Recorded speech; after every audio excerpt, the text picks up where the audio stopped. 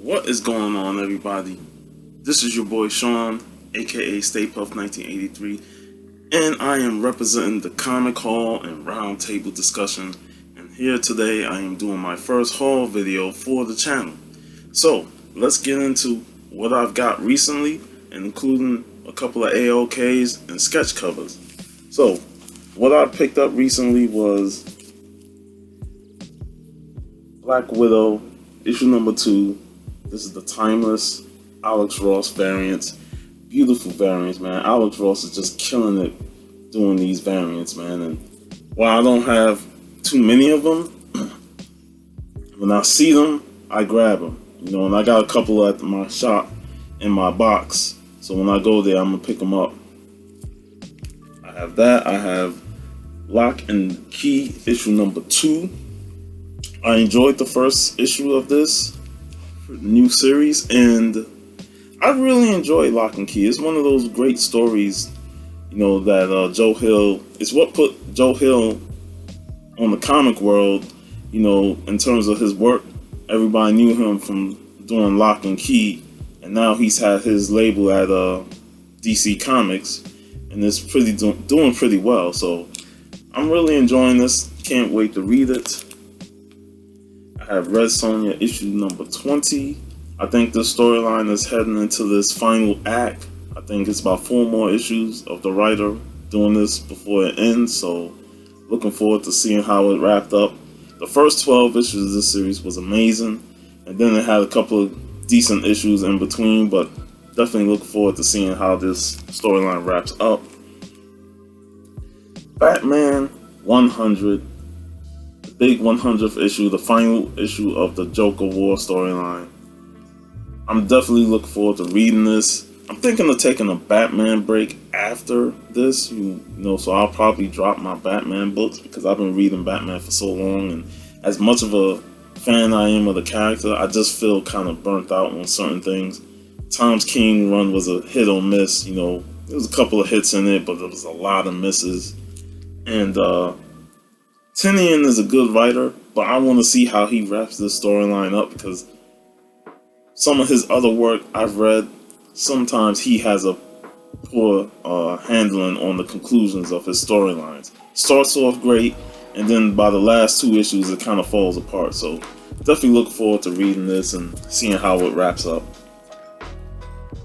Got Transformers Back to the Future, issue number 1. This is like the continuation of Transformers teaming up with everybody in the damn universe. You know, they get Back to the Future, they got My Little Pony, they got the Terminator, and I think last year was the Ghostbusters crossover. So Transformers is definitely trying to cross over with every universe they can. You know, so looking forward to that. You got the Gigawatt Transformer, which is basically the DeLorean. So if I enjoy this, I might get issue number 2. This came out the week before, but it's Shang-Chi number 1 in her League cover. Definitely look forward to reading this. This variant is pretty badass. And this is written by the same writer who did the new Superman at the start of DC Rebirth, Gene Yang. So I'm looking forward to reading this. Here's a series that I've done a live stream with Fresh Princess on, and that was Far Sector. This is issue number 8. It's kind of disappointing that this series is bi-monthly now. It comes out every other month. You know, this issue was October. The next issue ain't until December. So it's like ever since they came back from their little hiatus, now they just slowing down the series. And you know, I want to keep reading it, but now it's just bi-monthly. I might as well just wait until I get all 12 issues and then do a binge read, and then maybe do another live stream with Fresh Princess to talk about the series as a whole. But yeah, Far Sector number 8, another great and Hulk Lee cover. Just beautiful. Goosebumps, issue number 1, Secrets of the Swamp. You grew up back in the days like I have, man. You all had some Goosebump books. You know, whether it was through the library and school, or your parents brought them. So Goosebumps was a huge part of my childhood, So uh, this is pretty much a nostalgia buy, but I do enjoy anything that's related to Goosebumps. So I'm definitely looking forward to giving this a read and seeing how well it is. I don't know if it's a one shot or if it's a mini series, maybe an ongoing series, but I'm still gonna give this a read because I enjoy Goosebumps stories, and it's Halloween season. Gotta get spooky. This one I was on the fence of buying, but I went ahead and got it because they had a bunch of variants, and I picked up this variant of The Walking Dead Deluxe, issue number 1. These are all colored. All the interior artwork is colored. So these are reprints, but in colored format. I forgot that character. I don't even know why. I fell off of Walking Dead even before the series got canceled. I think I stopped buying it around like the 170s, and then it got canceled at 193. So I was like, shoot, I should have just stuck around till the end. But it was a surprise cancellation, so I didn't really expect it to get canceled. I thought it would be like the TV show and gone forever. But definitely going to give this a reread. It's been a while since I read the first issue of Walking Dead. I have to trade, so I definitely wouldn't mind giving this a read again. But yeah, Walking Dead Deluxe issue number 1. You have the Wonder Woman issue number 1 facsimile, George Perez. Just a gorgeous cover. And I tend to pick up all facsimiles because I just love the facsimiles, the complete reprints of the original comic with ads and all. They're just great for people who don't want to spend the extra money or on the astronomical prices on some of them older books. These facsimiles are definitely well worth it. I will say, don't fall for scammers on eBay trying to sell these off as original copies. Those are the worst. Make sure you really look at the picture that they putting on there and see that, hey, it's a facsimile, it's a reprint, it is not an original copy. There are people that are getting away with putting facsimiles and saying that's a first print of the original copy. So make sure you don't fall for that. Another one for the Halloween is Legend of the Swamp Thing Halloween special. It's a spectacular. Yeah, a couple of weeks ago, me and Varangian Vigilante did a show on the 2 Swamp Thing movies. And, I've been getting a little Swamp Thing kick, reading some Swamp Thing stories. And, I was going to get this one as soon as it was announced, so definitely look forward to checking it out. And 6 Tales Rooted in Terror, so I love me some horror comics. Gotta check that out. Then I have Giant Size X-Men number 1.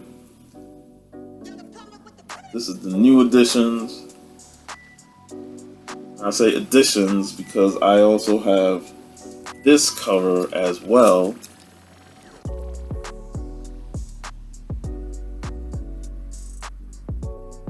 Great covers, homages off the original Cockrum cover. So definitely, one is probably going to be red, and the other one I'll probably, put in the frame, put on the wall. I got this beautiful Sacred 6 Perillo cover. Just a gorgeous cover. Perillo can do no wrong when it comes to these covers, and I even had Al on the show, looking up covers and just marveling over them. But yeah, Sacred 6, the first issue was a bit slow. The second issue was an improvement, so I'm looking forward to reading this issue and seeing how the story goes. And last but not least, on the new comics, ASM 49/850, Marvel's anniversary issue. Looking forward to seeing the conclusion of the Sins Rising arc. I've been enjoying it. It's been really good. I like the return of the Sin Eater. I thought he's a fantastic character that didn't really get a lot of play. But yeah, the way the story is, it's been very serious compared to some of the little comical aspects that Nick Spencer throws in his books, especially with the Boomerang stuff, which is fine, but kind of pushes you over the edge with like, do you really want to see more Boomerang? And yeah, he's on the cover. But I'm looking forward to reading this and seeing the conclusion of that storyline, and definitely want to see if I'm going to go forward with Spider-Man, because I was debating whether I wanted to continue on with this. And before I go to the next book, I just want to say Marvel is doing a great job with these Chadwick Boseman tributes. This sketch on the back, this is by Joshua Sway Swaby, and it is just beautiful. There's another sketch that they've done on other issues, so it's two different artworks on the back of these issues. So I might try and get another comic just for that artwork on the back. But yeah, Marvel's just doing a great job on the Boseman tributes, and even on the inside. Yeah, these been throughout all of Marvel's books. That Brian Stelfleet's, and the, of course, tribute. So Marvel's been killing it with that. It's still a big blow when just looking at it. So those are my new comics. I have a few back issues and some sketch covers. A back issue, I have The Witching Hour issue number 13. Neil Adams cover. Just a hellacious cover, with just a spider dropping down and just dude getting completely frightened of it, so he has arachnophobia. It is just a visually striking cover. One of the things I love about Bronze Age books is that the artwork on those covers are just visually striking, visually pleasing. It makes you want to grab them right off the shelves, especially if you're a fan of horror. And covers like this, you see it, you instantly want to grab it. So I picked that up.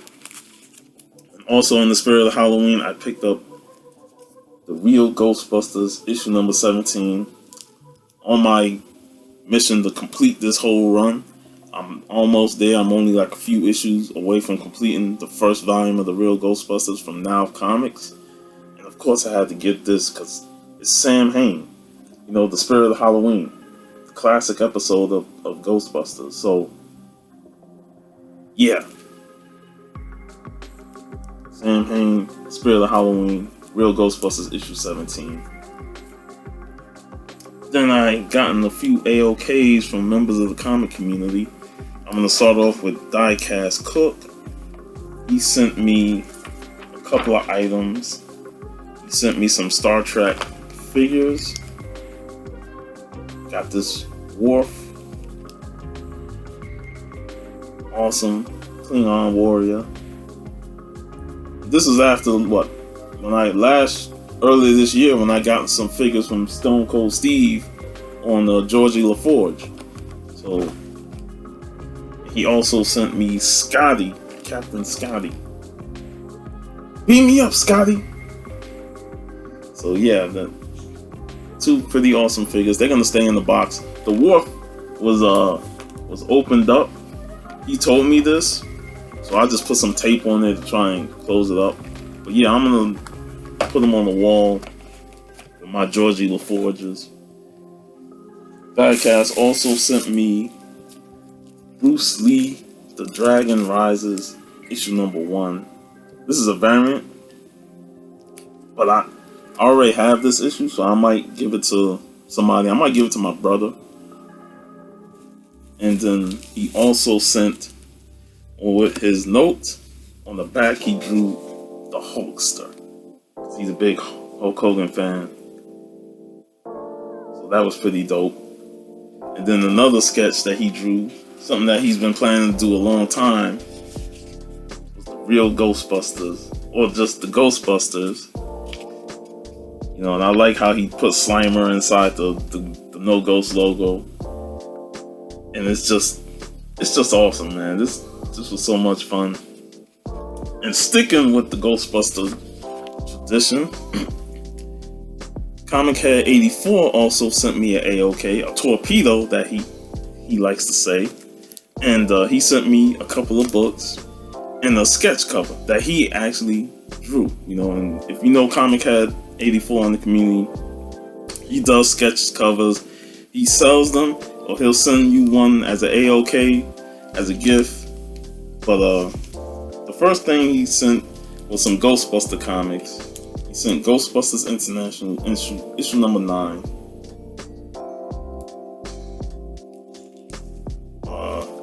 Ghostbusters Get Real issue 1.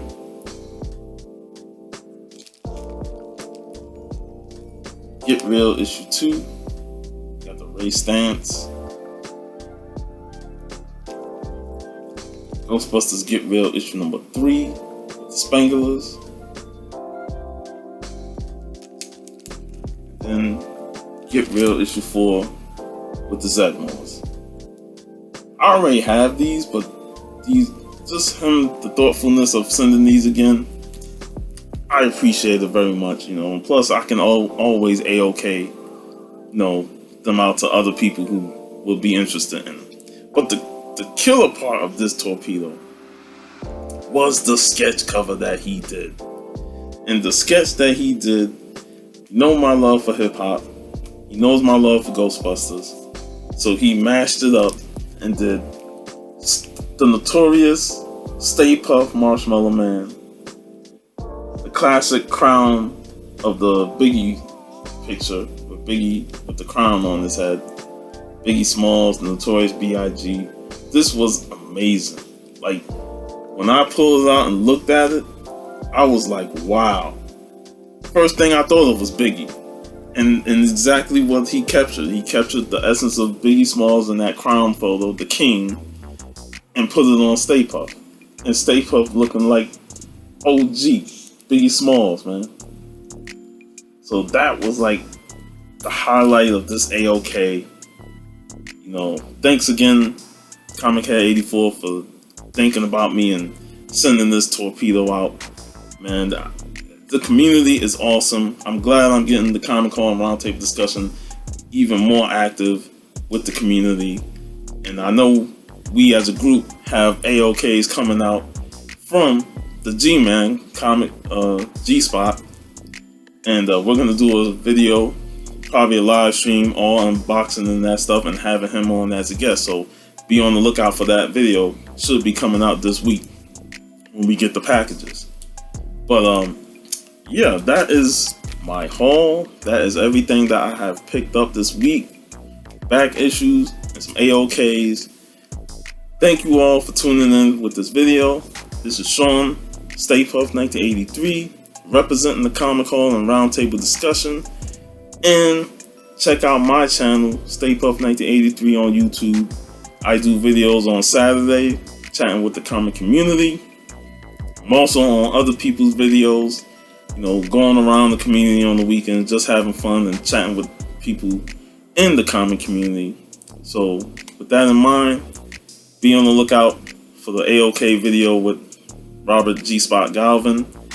Until next time, see y'all later. Enjoy your weekend.